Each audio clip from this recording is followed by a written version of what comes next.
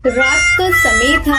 टुनटुनी नाम की चिड़िया अपनी डोली में बैठी हुई अपने ससुराल की तरफ जा रही थी, लेकिन उसके अंदर एक डर था। कुछ ही देर में 12 बज जाएंगे और ये वही जगह है। हे ऊपर वाले, कोई अनहोनी मत होने देना। अब बस सब कुछ तेरे हाथ में है। तभी अचानक से एक डोली वाले का पैर फिसल जाता है, जिसके बाद डोली अचानक से नीचे गिर जाती है और टुनटुनी को चोट लग जाती है। ये सब देखकर बंटी घोड़े से नीचे उतरता है और डोली वाले को चिल्लाते हुए कहता है, अरे तुम कामचोरों से एक डोली नहीं उठाई जा रही, शर्म करो। तुम 4 पक्षी एक चिड़िया को उठा नहीं पा रहे हो। तभी डोली के अंदर से टुनटुनी बाहर निकलती है और बंटी से कहती है, अजी आप गुस्सा मत कीजिए, शांत हो जाइए। देखिए समय ज्यादा हो गया है, हमें यहाँ से चलना होगा। टुनटुनी की बात सुनकर बंटी शांत हो जाता है, लेकिन तभी टुनटुनी का ध्यान उसके पैरों की तरफ पड़ता है।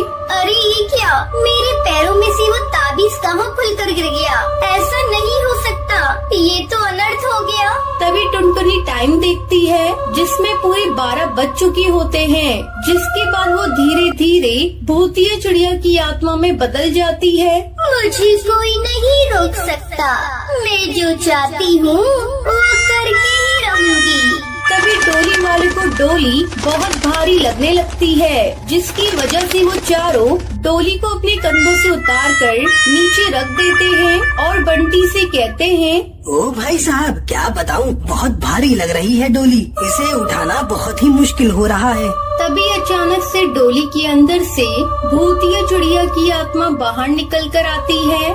भारी तो लगेगी ही, क्योंकि इसके अंदर दुल्हन के साथ साथ एक भूतिया चिड़िया की आत्मा भी है। लेकिन अफसोस, मैंने उस दुल्हन को मार दिया है और अब तुम्हारी बारी है। ये कहकर वो उन सबको मार देती है और उनके शरीर को डोली में रखकर जंगल के अंदर एक गुफा में ले जाती है, जहाँ उन पक्षियों को खा जाती है। कितना स्वादिष्ट है, ऐसे ही मैं हर एक दूल्हे को मार कर खा जाऊंगी और किसी को भी नहीं छोड़ूंगी।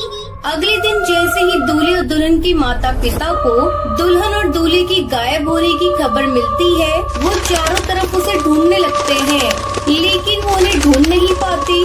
भगवान, कहाँ गायब हो गई है मेरी बेटी? कोई पता ही नहीं लग रहा है। आखिर धरती निकल गई या आसमान खा गया? बड़ी मुश्किल से मैंने अपनी बेटी की शादी की थी और उसे तावीज पहनाया था, उसके बावजूद भी उसके साथ ही ये सब हो गया। अब मैं क्या करूँ?